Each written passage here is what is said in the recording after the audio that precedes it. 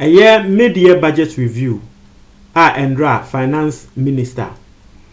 A call a year parliament. A call can no.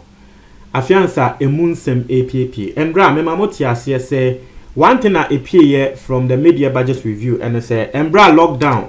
A buy aban ye say wabechiche dwane amankrofo no. Ye say ye use 54 million Ghana cedis for that 3 weeks ye chiche dwane ema enkrofo. Me mamoti asese media me hone se dabi etie for not knowing ensem no kesian kesie ehihye media budget review nim de yeni asanso aboso from ensema finance minister kekan from media budget review and say ye use 272 million Ghana cedis on fumigation alone, the first phase of fumigation. Na ediana de ye kan will be NTS. Some of kaya emra coronavirus by a lockdown e buy no.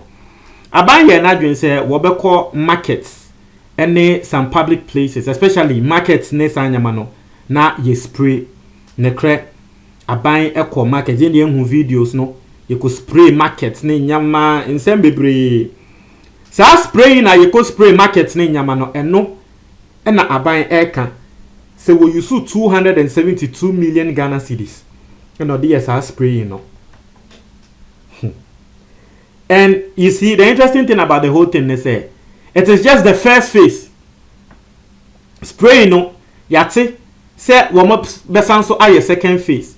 Now, just the first phase of spray, and it cost you 272 million. Hey, my Ghana. Atrame media minim de mekampo inti no wa wo hwe spray na ye nia ye hu video and you say they spray the whole Ghana, and this needs to be said. Spray na ye spray no enye the whole Ghana ni spray yo enye the whole country. Public places, markets ne san nyama no na ye yusu sika kesiese. He so bit nechi na wakase sa coronavirus ya ekoso yi enkrofo didi pa mindi ni pako nechi. True, mindi ni pako nechi. Embra me de bra mo se Ghana ye use 50 million e di ne adwane for 3 weeks no. Some people even thought that was too high. Enkrofo babonti be ka say eh adwane ye hu se enkrofo ku hu adwane 2x4 adwane e ne use 54 million ni. Say na wunim say budget ne kra e show say spray fumigation you use 272 million. Na adewei ama the MP of North Tong afeno Samuel Okujato Ablakwa asem tese wo say asem na hye mo say eh ande coronavirus ayen yeti abontin yeti fie yesu coronavirus mutumi hu say ebi mo wa ban mu wo mo di coronavirus na edidi pa wosu tumi hu say ebi mo di coronavirus na edidi enye easy ebi mo yemu na nka coronavirus no eguso awo Ghana because fumigation exercise keke fumigation exercise na ye say ye de betwa coronavirus ne so no the issue 272 million Ghana cedis ene de ye say asem moyi ukoka wahe. And you see things like this, how can you even account for it? Mibisao enyawa bi say how can you account say abande wa ba abontia ba beka say adia wo use ye sika wo use for fumigation the first phase no eni it's enyama bi say no wo besi dan ya breakdown ama ye hu say okay ye the 50 million per eco spray ebia ashaman market sa 50 million no ni enhwe enyama wo motoye eduro ni nyama e cost sen. How will you even know? But ya ba bontin ya ba beka in the mid-year review, mid-year budget review, and you have no choice than to take it like that. E just say bia attorney general ye na adwen say wo do asem ni mu esuko akwa ko hu ni ya hwe bebia isika no efefaaye because obviously who to me tell me say 272 million no ni na and the cost spray ade yen hu spray na e so. What are you telling me? China for kra mo yare ne ba ya wo mo kra e sha ase se wo mo spray wo mo man mu ansa na ye ni aye hwe bi esua no. China for ne kra say no mo spending here on spraying. China for the crash spraying fumigation say no mo spend here. Ukwa China wo mo spray ya ma afei wo mo katre bank bia say ansa na wo be issue sika ama nkrofo no disinfect the money because wo mo be hu no say won say eno ya one thing na Ghana hakra yenka but one thing na ma yawe no koso pa say research research say what China trepa sika because once the sika de mawa o forget about coronavirus o be so sika ne mu iti China for kra wo mu spray e ma wo mu sanso be ma banks e spray wo mu sika ansa na wo mu de ma nkrofo wo mu disinfect sika na ansa ye de ma nkrofo sika ne kodu banka ye be disinfect e free bank akọ obi ho a ye be spray ye be disinfect bo mo kra no say no mu use ye on spraying na ye Ghana. You see, I is spraying. He used 272 million Ghana cedis. Hey!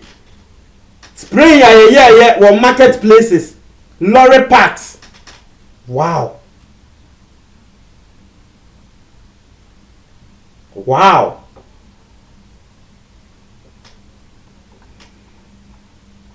Media.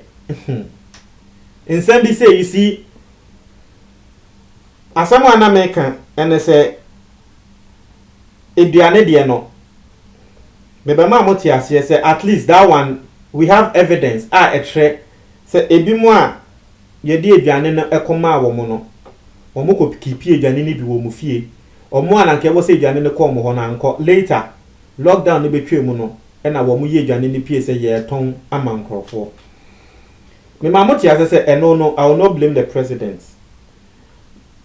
This particular 272 million no obi san ho say nti no sebe how can you even won say we no den kran say obi prove because enya buy petra no yo it was in partnership with a Zoom Lion but a contractor wo money Zoom Lion for akom you don't expect Zoom Lion say won be ba bonti abeka say oh sika buy bi ma yesi ye ni yemfa nye fumigation no eye say but abaya benim ba be ka try say 272 million in the year fumigation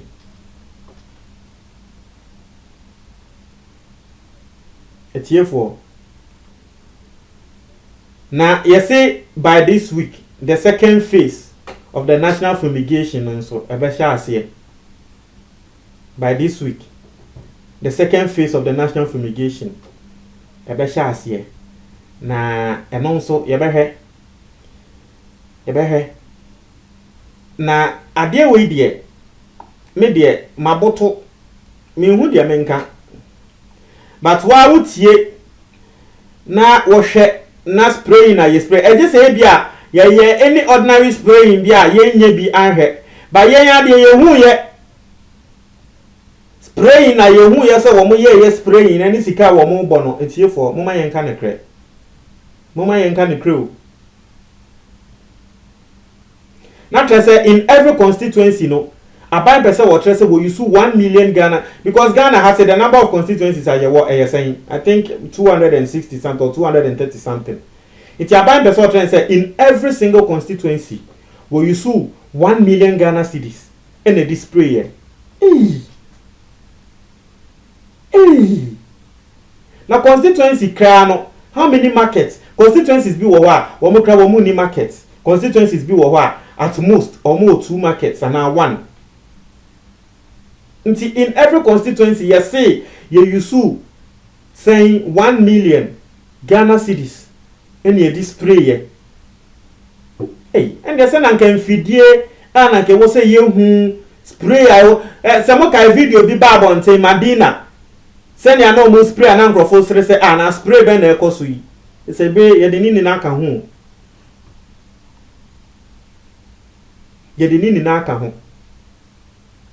na asɛm a Okudjata Blakwa wɔka ɛne sɛ wɔbɔ mpaeɛ hope sɛ parliament ɛne anti-graft institutions ebe ensure sɛ coronavirus yi nkurɔfoɔ bi ɛmfa mfrɛ mu enya skaye.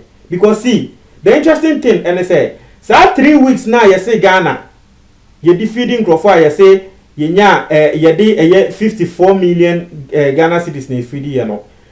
Media budget review nankasa kra kyerɛ yɛn sɛ coronavirus adoya Ghana phone nyinaa yɛ the national donation a yɛ no kra no, it was around 53 million. Nti kyerɛ sɛ 3 weeks yɛsi sika yɛde feeding nkurɔfoɔ no ɛno kra bro adoyɛ bebrebe a nkurɔfoɔ kɔ yɛ no ɛno kra 3 weeks we feed no kra bro adoyɛ sika ne so. Nti Okudjata de wogidi sɛ coronavirus yi de nkurɔfoɔ ewu Ghanafoɔ ebohu no ebi mu nso de enya sika apɛ wɔ mu botom paa. Ebi mo epɛ sika, ebi mo de apɛ sika apɛ ahyɛ mu botom. Nti wɔ sɛ institutions sorry na yɛ hyɛ aseɛ sɛ yɛ hwehwɛ nsɛm ni mu. Etiefo de da ono no montra mo adwo comment box ni mo me de